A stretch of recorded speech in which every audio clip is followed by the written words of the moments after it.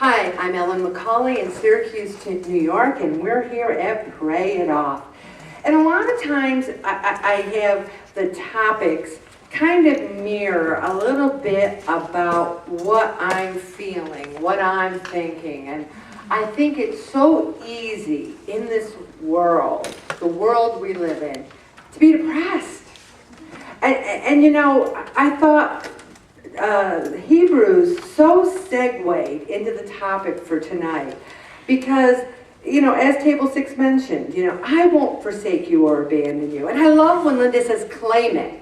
Oh, man, that's kind of new to the Catholics. But you get down south, they're like, claim it, claim that promise.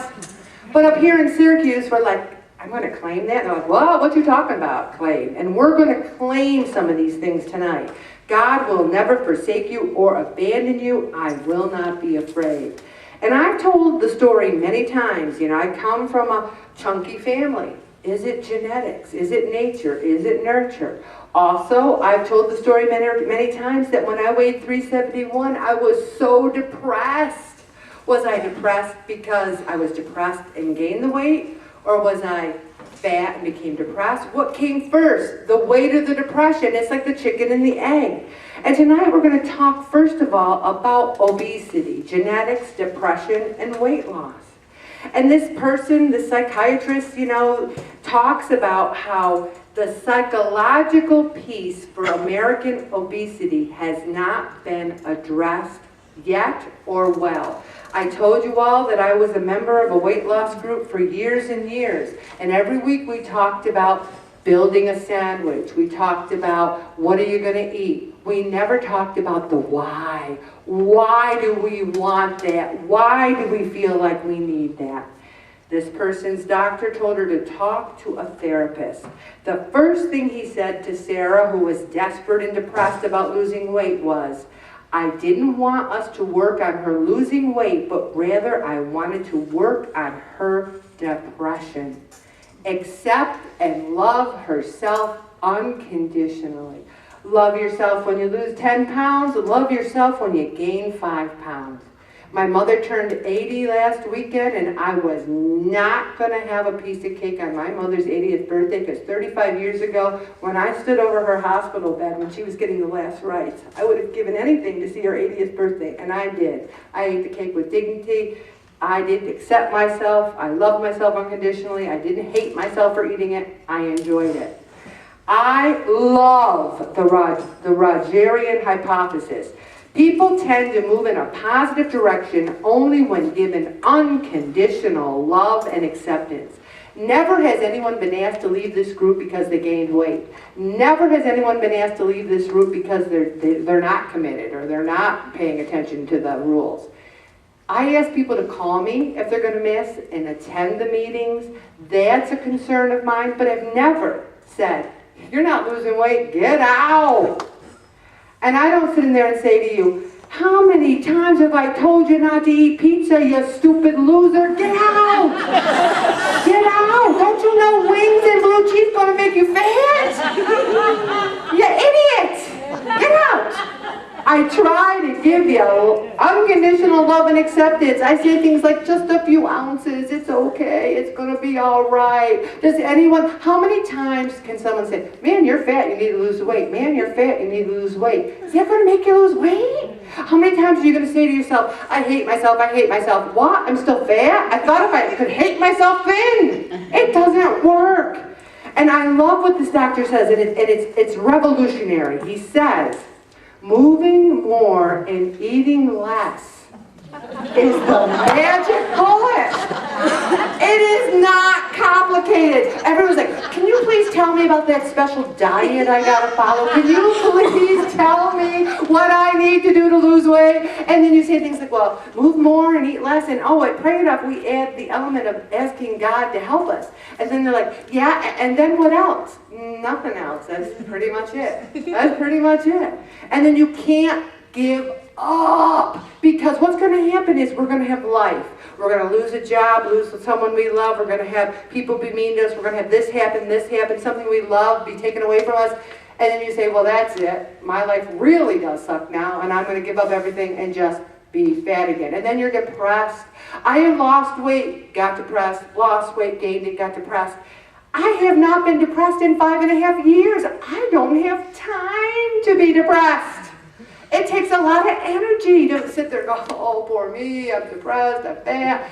I'm like, I could feel bad about this, but I don't have time. I don't. So what we do is you just start. Okay, it's not complicated. You have to stop feeling so anxious and depressed about it. If you're treating your scale like step aerobics, okay, what do I weigh now? What do I weigh now?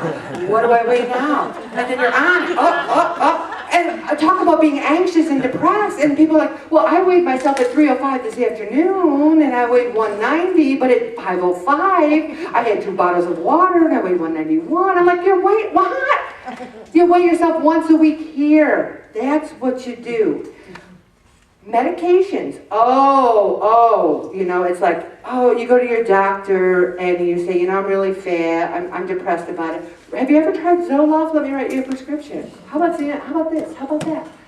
If we treat obesity with antidepressants, I don't know about you guys, but a lot of antidepressants do what? Makes you gain weight. So, and then you say, but Ellen, I really am clinically depressed. I'm not talking about that. I'm talking about being depressed just because you're overweight. There's a difference. And believe me, I am case in proof that you can lose weight and try to keep it off, and the depression just dissipates. It dissipates. 5% of bad genes is in the equivalent. So if I say everyone in the McCauley family is fat, I'm going to be fat, that only accounts for 5% of my weight. What's the other 95%? Oh, the mac and cheese and the casseroles, and when Mr. Softee drove by our street, we were the first ones in line, I'll have a banana split. Nature, nurture. That was the 95%. So what do you do? What do you do about it? Even depression and bipolar, those things slow your metabolism. You're sitting on the couch, you're feeling bad, you get up, you start moving. I don't know about you, but there's been times where I was dog tired. Take tonight. I said, oh, I am so tired. Everyone comes in, they start weighing in, I start talking to them, my energy gets revved up. I feel great now. I didn't feel so good at 4:30. Now it's 6:15. I feel great. You make me feel great. I'm not depressed. Depression also causes us to crave high-fat foods and sugar. This is where the emotional eating comes in. I am so fat, I might as well eat more. Does it make sense? No, but our lives don't always make sense.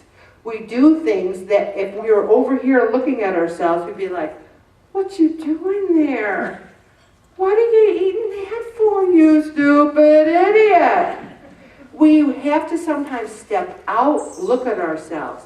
Because eating something unhealthy is much easier than fixing the problem or dealing with what causes us to feel unhappy. And I don't know about you guys, but there's been a time in my Pray It Up journey where I was depressed, thinking about, I got to do this the rest of my life?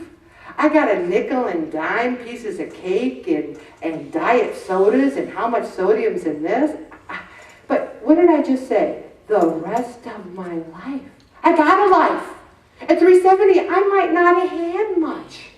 I don't have adult onset diabetes. I don't have high cholesterol. I was on my way to all those things. I told you I went to the doctors and the nurse practitioner goes, oh, you've got diabetes. I'm like, no, I don't. She goes, oh, yes, you do. And when I didn't, she was shocked because how could I not? I was so fat. So the thing is, I was on my way. And also this article talks about talk therapy is just as effective as antidepressants. You come here, we have a topic, you sit around in your small group, and every single person before they joined Prayer Up said, oh man, this small group, I'm not going to say anything. I don't know those people. I'm not talking about my feelings. Are you crazy? And now I'm in there weighing people in, and I hear you guys out there going, blah, blah, blah, blah, blah, blah, ha, ha, ha. You just love the small group. And then you leave here and you're pumped and you're feeling better. When we're stressed, a hormone sends a signal to our body to store fat rather than burn it. Same thing happens when we're not getting enough sleep. Our bodies are the same bodies that have been happening over the years. The only thing that's changed is the world. In 1960s, there was the first McDonald's and the fast foods and the genetically altered foods. Our bodies are still the same. And we're not moving as much. We're eating this altered food. We're eating fat things. And we're just gaining, storing fat that we wouldn't have before. One of the things throughout history, one of the biggest stressors was dying of starvation. So our bodies now, when we're stressed, think, oh, there's that stress. This poor person must be dying of starvation, even though we weigh 300. And they're hanging on to the food to fight that stress. And that's why we need to say prayers, Jesus, help me. Jesus, I trust in you. I carry this day timer with me at all times. Oh, I got it, everybody.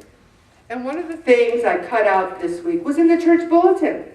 Let nothing disturb you. Let nothing frighten you. All things are passing away. God never changes. Patience obtains all things. Whoever has God lacks nothing. God alone suffices. St. Teresa of Avila, my granddaughter named after her. The thing is, when I have a little stress at work, I go, oh yes, I'll be right back. Like I'm in the bathroom going, let nothing disturb you, let nothing frighten you, all things are passing away. Okay, I got it, St. Teresa. Okay, then I go back, hi, how you doing? Carry things like this with you so that you know what's going on. Also, I'm going to keep going on this article and stop right now.